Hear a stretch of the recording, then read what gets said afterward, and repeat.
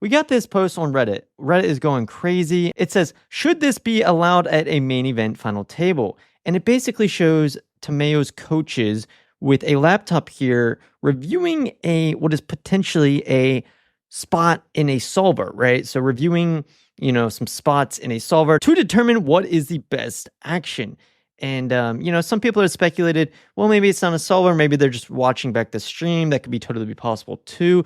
Maybe they're doing both. But anyways, yeah, it opens up a big conversation about whether he should be allowed to be running solver spots during the play of the game. And, running the spots, and then during hand breaks, he goes back to the coaches and looks at the solver spots and determines, what's the next course of action based on, big blinds and all the things at play. This has even gone as far as someone saying petition to ban computers on the rail. This is not poker in my opinion. I get it in other sports, coaches using computers. The issue is you cannot tell if they are using solvers or running scenarios. Really, there should be no interaction with the rail as it comes to strategy. Poker is not a sport. In the tag team, poker is not a sport. I mean, that's a debate.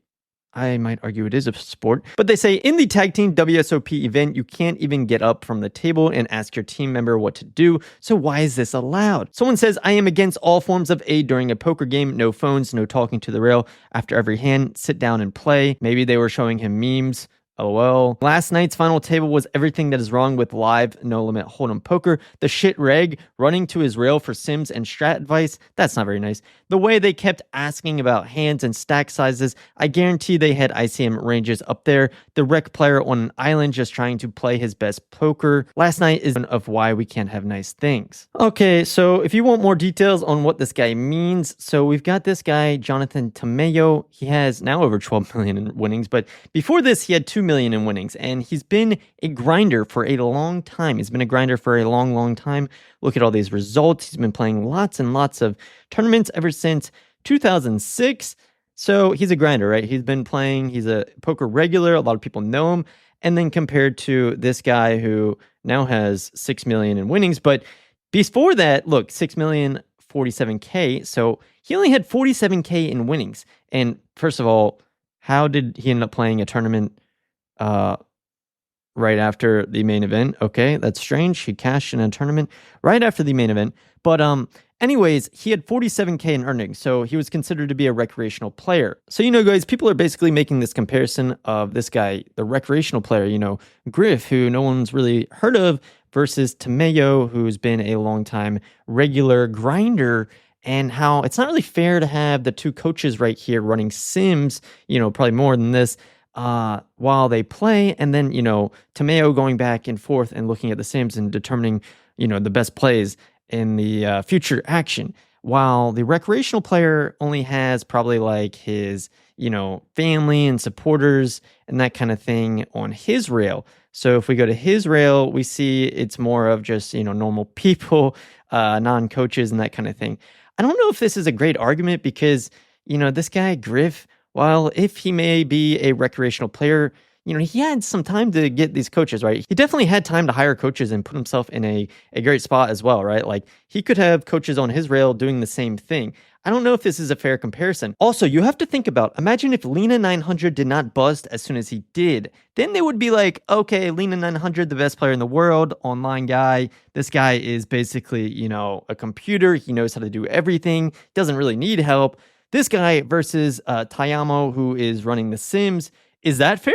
Well, in that scenario, they'd be like, oh, okay, that's fair. So I really feel that this petition to ban computers on the rail kind of thing, people being upset about the solvers being used on the rail is, based out of results. But at the same time, I do see the point, they're playing a heads up match. They shouldn't really be able to get help between hands on the rail. They should be able to know what people are playing from the stream.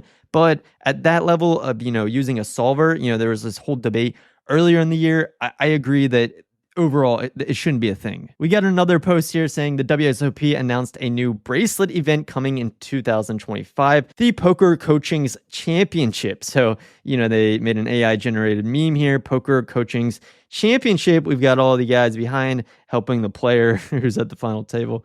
Pretty funny. Face a raise, fold, continue, call, 3-bet. Pretty great. I think a lot of people misinterpret and don't understand, the stakes that are what are $10 million for first and then $6 million for second. He says, I mean, the crazy part is, why did he need coaching to win? He's been a quote pro for 15 years or whatever. That doesn't mean you don't need help to win. I mean, like I said, the payouts are so different. The ICM situation is so crazy. You know, what you should be playing, how you should be adapting to the guy you're playing heads up. You need coaching, you know, it would be very helpful. But anyways, issues with Tamayo. Can anyone explain to a casual what Tamayo and his rail did wrong? While it did look weird having a whole ass laptop, it didn't actually help him, right? Nothing more than replaying his previous hands. That was possible, but they were also likely running sims. It looked no different than NFL players on the bench on their Microsoft pads and rewatching plays or getting a call from the booth from their offensive/defensive director. It felt the same for me.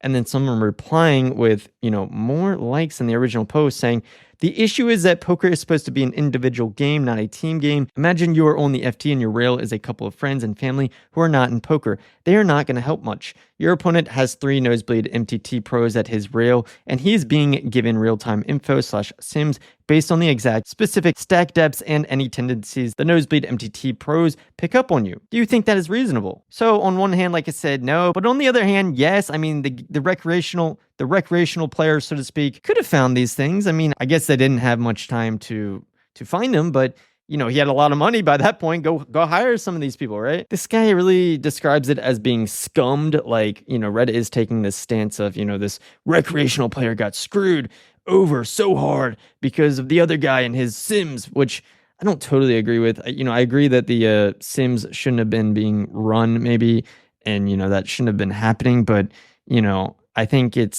was not against the rules, and I think it is what it is. I think overall people are probably being a bit too harsh on Tamayo. I mean, this guy made the FT. He's trying to do what he can to win the tournament. Who is he to think, you know, having coaches help him on the rail is against the rules and that kind of thing? If it's not explicitly said, then he should be doing it. But one thing that people thought happened is that this man McKeon actually passed a AirPod, or this guy said white bag, but on Twitter it started to be an AirPod. Like, but what really happened was there was another angle where McKeon, like, look, he's taking an AirPod. So people thought that the AirPod came from Tamayo. So let's see. He gives him the AirPod, and he's like, "Oh shit, what do I do with this?" This guy thinks it's a white bag. Other videos, it's determined that it's in an AirPod. He's like, what do I do with this AirPod? Oh shit, let me put it in my pocket. The guy even looks kind of like sus. He's like, oh shit, okay, I put it in my pocket. But yeah, this is like Joe McKeon right here, the 2015 winner. He takes the AirPod from Tamayo and gives it off to a friend. So some people were speculating that the AirPod came from Tamayo and that there was some kind of cheating going on. I think these posts got deleted from Twitter, or, you know, started to be ignored because they were just too far-fetched, and that became, you know, not a thing. For that reason, I left it all the way at the end of the video because I don't think it, you know, has much weight. But yeah, if you guys enjoyed the video, I really would appreciate it if you subscribe. We've got another video coming about the WSOP main and Tamayo's epic run. So I'll see you soon.